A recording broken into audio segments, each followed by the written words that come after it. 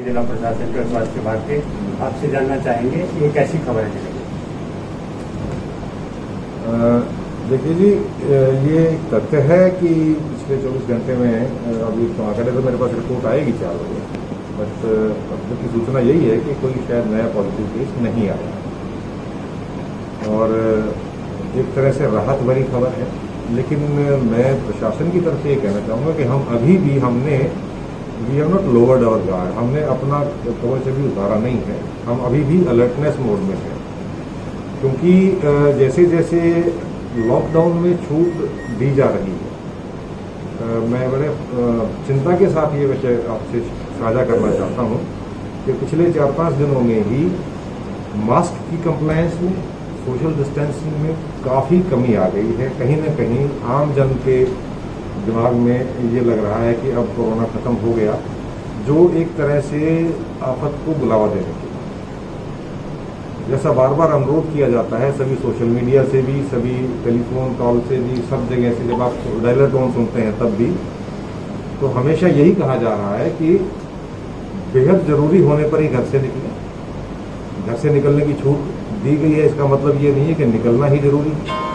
आवश्यकता हो तो निकले। सर, एक बात का जिक्र आपने किया कि ये पता लगाया जाएगा कहाँ। तो मैं खास तौर पे बधाई और साधुवाद देना चाहूँगा, मुबारक देना चाहूँगा जो हमारे फ्रंटलाइन वर्कर्स हैं, डॉक्टर्स हैं, पैरामेडिक स्टाफ है और उससे भी ज़्यादा जो हमारे NGOs हैं, उन्होंने बेहद बढ़ चढ़ के, रेवेन्यू अधिकारियों ने और भी फील्ड स्टाफ ने अपने जान का जोखिम लेते हुए इतने सारे लोगों के बीच में जाना, टेस्ट करना, आइसोलेट करना, मेडिसिन देना, वो विशेष तौर पे बधाई के पात्र है। इनफैक्ट कल ही मुझे बहुत अफसोस है कि हमने अपने एक डॉक्टर साथी खो दिया। वो हमारे टीम में बड़े अच्छे से जुड़े हुए थे, उनके लिए उनकी आत्मा की शांति की दुआ करता हूँ। बट इसके बावजूद लोग लगे हुए हैं और भविष्य के लिए हम अपनी तैयारियों को और पुख्ता करें। जैसा आपने कहा और मैंने बताया भी था कि अब हम जो डाटा है पिछला बीमारियों का, इन्फेक्शन का, उसको एनालाइज कर रहे हैं। एनालिसिस के साथ साथ हम ये निकाल पाएंगे कि अगर किसी क्षेत्र में कोरोना के केसेस ज़्यादा हुए तो उसके कारण क्या थे, ताकि उन कारणों का निदान हम पहले से कर सकें। सर, पीरामल फाउंडेशन भारत सरकार का नीति आयोग का एक प्रोजेक्ट है, एस्पायरेशनल डिस्ट्रिक्ट प्रोजेक्ट। उसमें देश भर से कुछ गिने चुने वो जिले लिए गए हैं जो कि लगता है कि बाकी जिलों की तुलना में बहुत पीछे है। हरियाणा से केवल एक ही जिला है, जिला मेवात नूह जो है डिस्ट्रिक्ट को उसमें लिया गया है। कल ही मैंने एक मीटिंग अटेंड की है, उसमें उन्होंने इस अन्य डेवलपमेंट वर्क्स के साथ साथ एक नई डेवलपमेंट जैसे हुई कोविड की, तो उसमें कोविड प्रभावित क्षेत्र को मानते हुए कल एक नई इनिशिएटिव पीरामल फाउंडेशन ने की है और उसमें कहा है कि हम सुरक्षित तुम सुरक्षित। तो उसमें उन सभी लोगों को जो किसी वजह से डिपेंडेंट हैं, वो बुजुर्ग हो सकते हैं, वो अपाहिज हो सकते हैं, वो अति गरीब वाली परिस्थिति में हो सकते हैं, जिनको मतलब वो खुद की केयर करने में सक्षम नहीं है, उन लोगों की मदद करने के लिए, ताकि उन्हें भी कोविड से और इस तरह की महामारियों से बचाया जा सके, वॉलेंटियर फोर्स को जनरेट किया जाएगा, खड़ा किया जाएगा, जिसके ऊपर पूरा प्रयास पीरामल फाउंडेशन करेगा। और आपको बता दूं कि इसमें उन्होंने हर जिले में, पूरे देश में दो नोडल अधिकारी देने का निर्णय किया था, लेकिन हमने विशेष आग्रह भी किया और उन्होंने बड़े अच्छे से इसको कंसिडर किया कि हमारे यहाँ क्योंकि ब्लॉक्स ज़्यादा हैं और NGOs को मोबिलाइज करने की ज़्यादा ज़रूरत है, तो हमारे यहाँ शायद 2 से काफ़ी ज़्यादा संख्या में हमारे को ऐसे नोडल अधिकारी मिलेंगे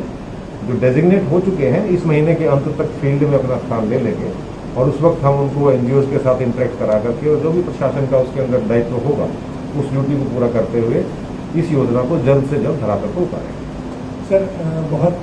मैंने जी अभी तक 3 बड़ी परियोजनाओं को रिव्यू किया है NHAI के साथ, और जो मुझे एक सुखद सूचना ये मिली है कि एक बार पहली वेव में जब कोविड आया था तो वो लो टारगेट डेट से लगभग 89 दिन का डिले एक्सपेक्ट कर रहे थे, अपेक्षा कर रहे थे। सेकेंड वेव में आने के बाद उन्होंने 60 दिन का और डिले मांगा था एग्जीक्यूटिव एजेंसी ने, लेकिन NHAI ने और भारत सरकार ने उसके अंदर प्रीएम्प्टिव एक्शन लेते हुए जो कारण थे डिले के उनको काफ़ी हद तक दूर कर दिया है। और मुझे जो तकनीकी अधिकारी हैं उन द्वारा ये बताया गया है कि संभवतः जनवरी के अंत तक जो टारगेटेड डेट थी फर्स्ट फेज की, that is I think up to Jaipur and beyond, वो फंक्शनल कर दी जाएगी, ऐसा उन्होंने एश्योरेंस दिया है। तो वो अभी तक ऑन टारगेट ही हैं ये 2 फेज की डिले के बावजूद। राज्य जिला प्रशासन की तरफ से जहाँ जहाँ उनको लगा तो उन्होंने कुछ पॉइंट्स बताए हैं जहाँ उनको रुकावट आ रही है, और उस रुकावट को हम जल्द से जल्द दूर करके सुनिश्चित करेंगे कि वो अपनी स्पीड से काम कर सकें और अपना समय पर काम पूरा कर सकें। सर नगीना होटल सवाल जहाँ तक कट दिलाने का है, तो जो उनका मूल प्लान है, क्योंकि वो एक्सप्रेसवे उसकी सबसे बड़ी उपलब्धि तो ये है कि दिल्ली से मुंबई की जो दूरी है वो इसकी स्ट्रेट अलाइनमेंट की वजह से जो वर्तमान दूरी है उससे 150 किलोमीटर कम हो जाएगी, लगभग 150 किलोमीटर कम हो जाएगी। दूसरी चीज, इसके अंदर एंट्री प्रोटेक्टेड होने की वजह से तेज स्पीड से वाहन को चलाया जाना संभव होगा। तो उन हालात में कट देना मुझे लगता है तकनीकी तौर पर वांछित नहीं है, but at the same time जो ग्रामीणों की आवश्यकता है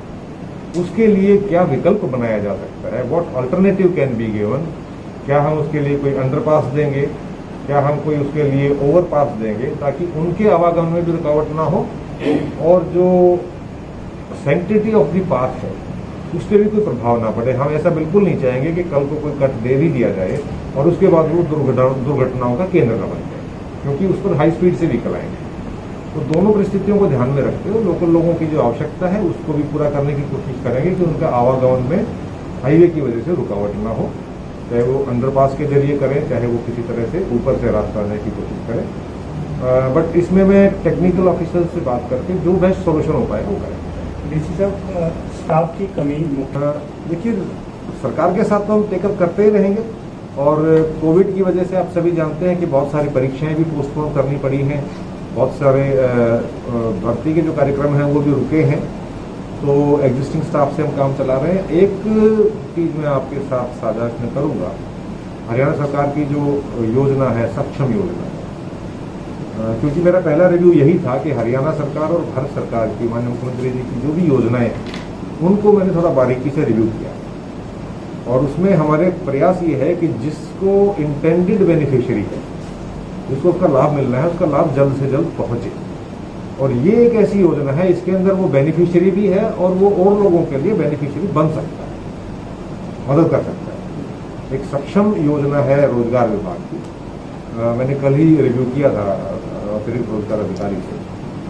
तो मैं सरप्राइज था कि हमारे जिले में केवल लगभग 2500 के करीब लोगों ने रजिस्टर कराया है, तो ऑनलाइन रजिस्ट्रेशन फॉर्म।